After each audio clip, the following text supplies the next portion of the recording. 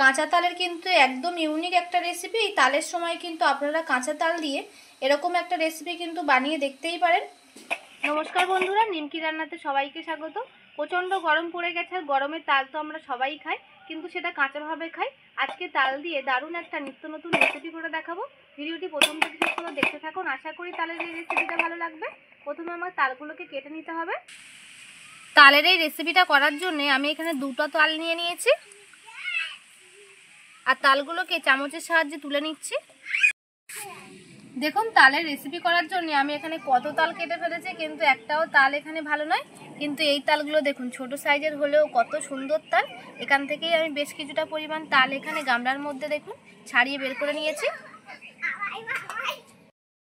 তালের শাঁসগুলো বের করে নেওয়ার পর চামচের সাহায্যে এই যে সাদাগুলো আছে, এগুলো আমি একটুখানি বেছে বাদ দিয়ে দিচ্ছি। তালের শাঁসগুলোকে আমি মিক্সির জারে ভরে নিয়েছি, এবার এটাকে পেস্ট করে নেব। তালের এই রেসিপিটা করার জন্য আমি এখানে সাবুদানা নিয়েছি, আর দেখুন এটা ছোট দানার সাবু। সাবুটাকে প্রথমে ধুয়ে নেব আমি। এখানে দেখুন তালের পেস্ট আমার সুন্দরভাবে করে নেওয়া হয়ে গেছে। এই সাবুদানার মধ্যে এই পেস্টটাকে আমি দিয়ে দিচ্ছি। এখানে দিয়ে দিচ্ছি 2 চামচ পরিমাণে গুঁড়ো চিনি,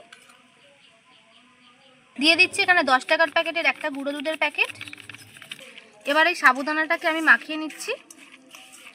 দেখুন এরকম করে আমি মাখিয়ে রেখে দিচ্ছি। সাবুটা যতক্ষণ না টুকবে ঠিক এরকমভাবে আমি সাবুটাকে রেখে দেবো রেস্টে। এই সাবুদানাটাকে আমি 1.5 ঘন্টা মতো রেস্টে রাখার পর দেখুন সাবুদানাগুলো কিন্তু একদম নরম হয়ে গেছে। এবার এটাকে একটুখানি ভালো করে হাত দিয়ে মাখিয়ে নেব।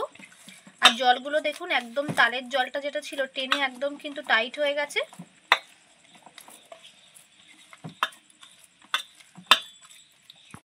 এখানে আমি 500 দুধ ওভেনে জাল দিতে বসিয়ে দিয়েছি। দিয়ে দিচ্ছি মিষ্টি অনুযায়ী 1/2 কাপ পরিমাণে চিনি। কালারটা ভালো আসার জন্য এখানে কয়েকটা আমি কেশর দিয়ে দিচ্ছি। এখানে দিয়ে দিচ্ছি 1 চিমটে মতো নুন। সাবুদানার তালটা দিয়ে যে আমি মেখে রেখেছিলাম সেটা থেকে এরকম গোল গোল করে নিয়ে আমি দুধের মধ্যে দিয়ে দিচ্ছি।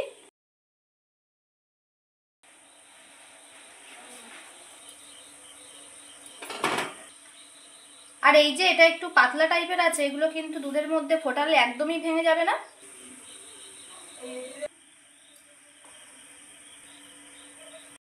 কাঁচা তালের কিন্তু একদম ইউনিক একটা রেসিপি। এই তালের সময় কিন্তু আপনারা কাঁচা তাল দিয়ে এরকম একটা রেসিপি কিন্তু বানিয়ে দেখতেই পারেন। সবগুলো দিয়ে দেওয়ার পর আমি একটু গ্যাসের ফ্লেমটা একটু জোরে দিয়ে হালকা হাতে এগুলোকে নাড়িয়ে দিচ্ছি। আর দেখুন একটাও কিন্তু ভাঙবে না। এইভাবে আমি বেশ কিছুক্ষণ এটাকে একটু ফুটিয়ে নেব। দেখুন জাল দিয়ে এটাকে আমি অনেকটাই ঘন করে নিয়েছি। দুধটা দেখুন অনেকটাই ঘন হয়ে গেছে। এবার এটাকে আমি নামিয়ে নেব। আর দেখুন কাঁচা তাল দিয়ে কত সুন্দর লোভনীয় একটা রেসিপি করা যায়। কাঁচা তাল তো আমরা সবাই শুধুই খেয়ে থাকি, কিন্তু এরকম একটা লোভনীয় রেসিপি করে কাউকে বানিয়ে খাওয়ালে খুবই কিন্তু খুশি হয়ে যাবে। উপর থেকে আমি একটু কেশর দিয়ে দিয়েছি। উপর থেকে আমি একটু আমন্ড বাদাম একটু গ্রেট করে দিয়ে দিচ্ছি। এটা কিন্তু আরো টেস্টটা বাড়িয়ে দেবে। কাঁচা তাল দিয়ে কিন্তু এটা একদম অনবদ্য একটা রেসিপি।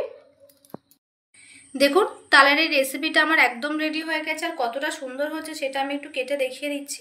দেখুন কতটা সফট হয়েছে, দেখুন কেটে চলে আসছে। এটা কিন্তু দারুণ খেতে হয়। আপনারা তালের সিজনে অবশ্যই একবার এটা ট্রাই করতে পারেন।